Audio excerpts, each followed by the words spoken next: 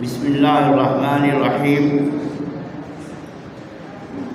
ادعو الی سبیل ربک بالحکمۃ الموعظۃ الحسنہ وجادلہم باللتی ہی احسن وقال النبی صلی اللہ علیہ وسلم قال لا تزال طائفة من امتی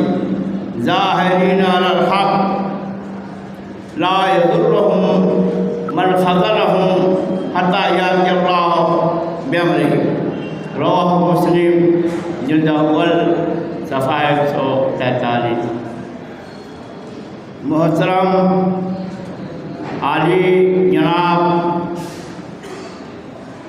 اور معزز مہمان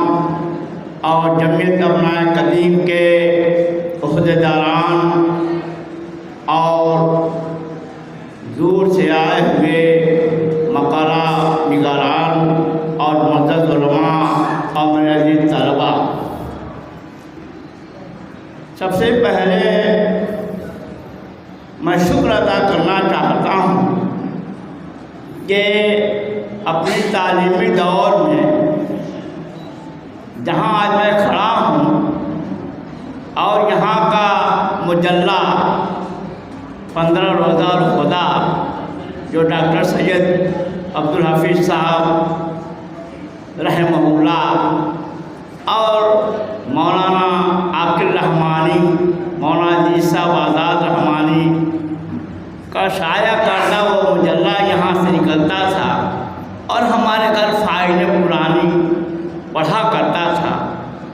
اور بڑے سارے مواد اس سے حاصل کیے میں نے اپنی کتاب تذکرۃ المناظرین میں نے حوالے دے دیے ہیں۔ بہرحال مجھے خوشی ہے کہ ہمارے فضیلت الشیخ منظر حسن صاحب حفظ اللہ ناظم جمعیت ابنائے قدیم لہریہ شاہد دربھنگہ نے مجھے دعوت دیا اور مجھے یہ بڑی خوش نصیبی کہ آپ لوگوں کا شرف حاصل ہوا۔ بہرحال جو آج سیمینار میں مجھے موضوع دیا گیا ہے وہ حسن البیان کا پس منظر اور اہم موضوعات کا ایک جائزہ۔ میرے بھائیوں، آپ کے سامنے بینر لگا ہوا ہے اور علامہ عبدالعزیز محدث رحیم آبادی رحمہ اللہ کی حیات اور خدمات پر بڑے سارے ہمارے اہل علم سے، صاحب قلم سے، ارباب قلم سے آپ سن چکے ہیں، لیکن یہ موضوع ذرا دھیان سے سنیے گا، کتنی غیرت کی بات ہے۔ میں آپ کو اسی کی طرف اور انہی کی غیرت، علامہ عبدالعزیز رحمہ آبادی کی غیرت کا میں آپ کو ان کی تحریروں سے بہت مختصر انداز میں آپ کو کوٹ کیا ہے۔ میں نے علامہ شبلی رحمانی رحمہ اللہ کی تحریر جب انہوں نے سیرت النعمان لکھا، بڑا جو ہے صاحب تقلید کو اور حنفیت کی دنیا میں بڑا وبیلا مچا اور انہوں نے سمجھا کہ میرا قد بہت اونچا ہو گیا۔ میں انہی کی تحریروں کو میں آپ کے سامنے پیش کرتا ہوں، قبل اس کے کہ میں اپنے علامہ عبدالعزیز صاحب رحمہ آبادی کی غیرت اور حمیت کی چند سطر آپ سنیے۔ پہلا موضوع میرا تحریک اہل حدیث اور اسلامی دفاع۔ یہ وہ خاص دینی تحریک ہے جس نے بر صغیر ہند و پاک میں صحیح اسلام پیش کیا، بلکہ دنیا میں گوشہ گوشہ میں اس کی اہمیت کو تسلیم بھی کیا گیا ہے۔ ایک زمانہ تھا کہ جب ہمارے سلف صالحین نے اس سلوک اور طرز فکر پر گامزن رہے جس کا سرچشمہ قرآن و حدیث ہے، اور یہی ہمارا اور آپ کا معیار ہے جتنا یہاں موجود ہے۔ علامہ عبدالعزیز رحمہ آبادی رحمہ اللہ کی یہی غیرت کہ آپ اکابر علماء اہل حدیث میں اولین نظر آتے ہیں کہ آپ نے تحریک اہل حدیث سے اپنے کو وابستہ کیا۔ اسی لیے اکابر علماء اہل حدیث میں آپ نے ادیان باطلہ، گمراہ کن عقائد اور نظریات کی تردید اور تعاقب پیش کرنا اپنا فرض سمجھا، یعنی اسلام کی دفاع، دین کا تحفظ، کتاب و سنت کی حفاظت تحریک اہل حدیث کے فرائض میں شامل ہے۔ ہمارا تابناک ماضی اس پر شاہد عدل ہے کہ جب بھی اہل حدیث کے خلاف کوئی نظری اور فکری تحریک اٹھی اور جب علماء اہل حدیث کے کانوں میں یہ آواز پڑی تو علماء اہل حدیث نے کھم ٹھوک کر اس کے خلاف میدان مناظرہ میں اترے، اور اس وقت ہمارے علماء نے، مولانا عبدالعزیز رحمہ آبادی نے خاص طور پر اس فتنے کو، اس کا تعاقب کیا اور فتنے کو فرق کیا، چاہے وہ شیعہ ہوں، خوارج ہوں، جہمیہ ہوں، قدریہ ہوں، قادریہ ہوں، یا فتنے خلق قرآن ہوں، معتزلہ ہوں، پھر ان کے انکار حدیث ہو، قادیانی ہوں، مرزائی ہوں، آریہ ہوں، سناتن دھرمی ہوں، اور حنفی ہوں، بریلوی ہوں، تمام مکتب فرق کو ہمارے علماء نے اور ہمارے علامہ عبدالعزیز رحمہ آبادی نے مناظرہ کر کے، آپ مناظرے پوشیدہ بات پڑھیے، آپ تفصیل سے پڑھیے آپ، اور شاید کسی کا عنوان بھی ہو، انشاءاللہ وہ ثابت کرے گا، ایک موضوع الگ ہے۔ مجھے آج اور اس وقت جو پیش کرنا ہے وہ ہمارے دیار کے علامہ شبلی، ہمارے دیار سے مراد یعنی ضلع اعظم گڑھ میں علامہ شبلی نعمانی رحمہ اللہ، جو دارالمصنفین اعظم گڑھ کے اور شبلی کالج انٹر کالج کے محرک ہیں۔ میں ان کی کتاب سیرت النعمان جب شائع ہوئی، اللہ اکبر، ان لوگوں نے سمجھا کہ ہم لوگوں نے جنگ جیت لیا۔ بہرحال اسی کی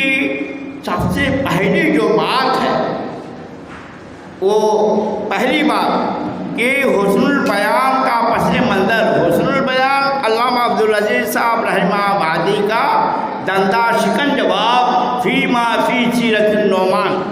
سیرت النعمان کا دندہ شکن جواب ہے۔ بڑے مختصر انداز سے، چونکہ ٹائم ہے، بڑے سارے ہمارے مکان نگار ہیں، میں آپ کو بتانا چاہتا ہوں کہ جو موضوع ہے ہمارا اسی کے مناسبت سے کہ جب علامہ شبلی نعمانی نے سیرت النعمان لکھا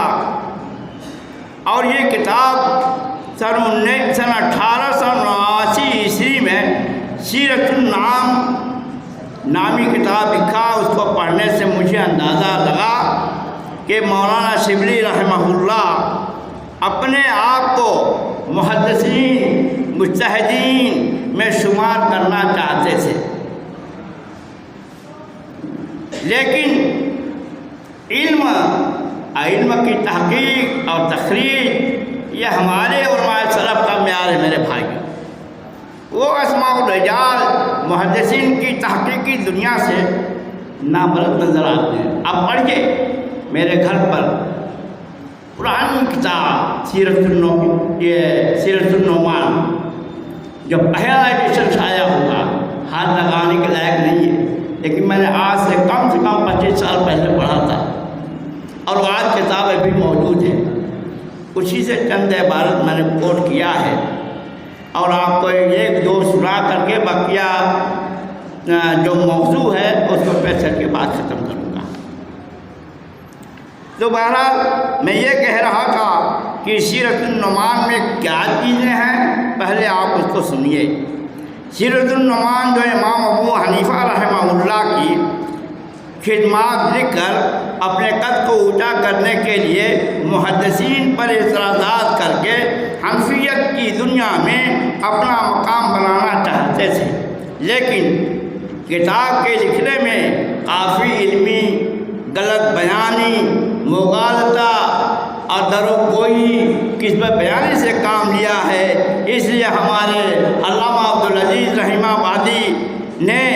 उसका ताक़ुब और तनकीद करते हुए ऐसा दंदा शिकन जवाब दिया कि आज तक उलमाए हनाफ अंगुश बदंदा रह गए और अब तक दुनियाए हनफियत में कोई इस लायक पैदा नहीं हुआ कि ऐसा पैदा नहीं हुआ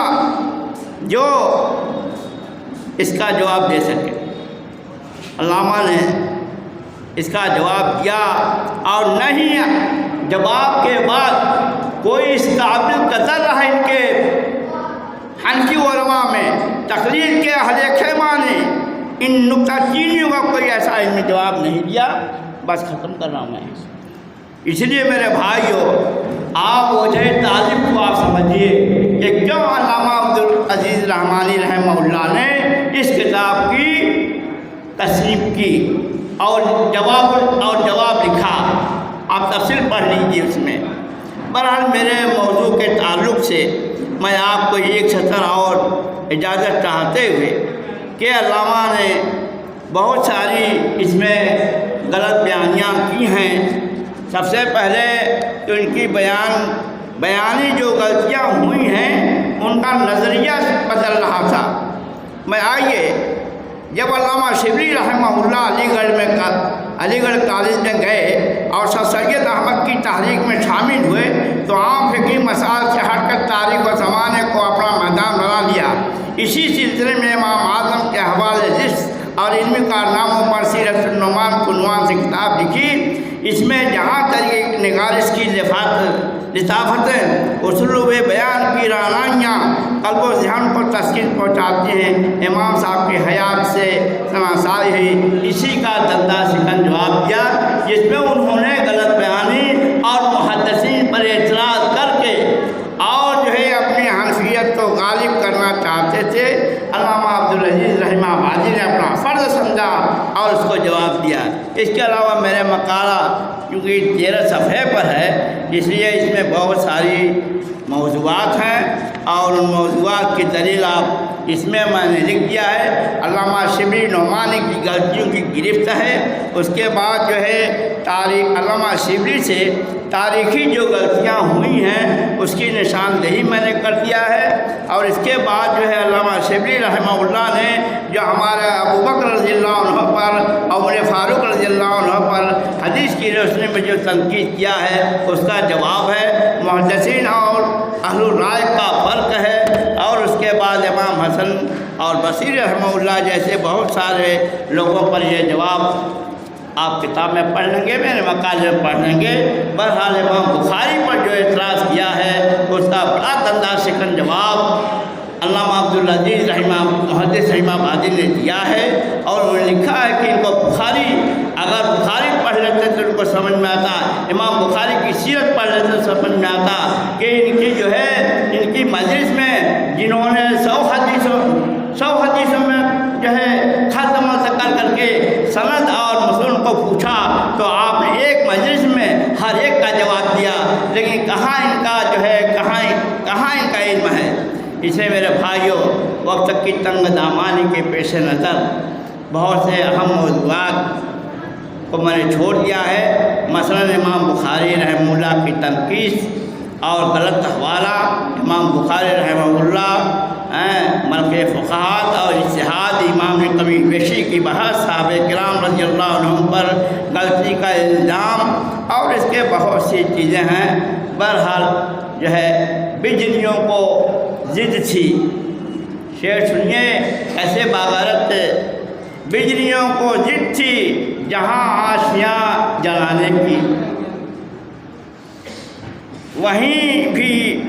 हमें भी ज़िद थी वहीं आशियाँ बनाने की। अल्लाह ताला से दुआ है कि इलाहुल आलमीन अल्लामा अब्दुल अजीज़ मुहद्दिस रहमाबादी रहमहुल्लाह की खिदमत को शर्फ़ कबूलियत से नवाजे और इस किताब उनके लिए ज़ाद आखिरत बनाए और हमें वैसा ही बागरत आल हदीस बनाए جیسے ہمارے اکابر علماء حدیث سے اللہ تعالی ہمیں اس کی توفیق عطا فرمائے۔ والسلام علیکم ورحمۃ اللہ وبرکاتہ۔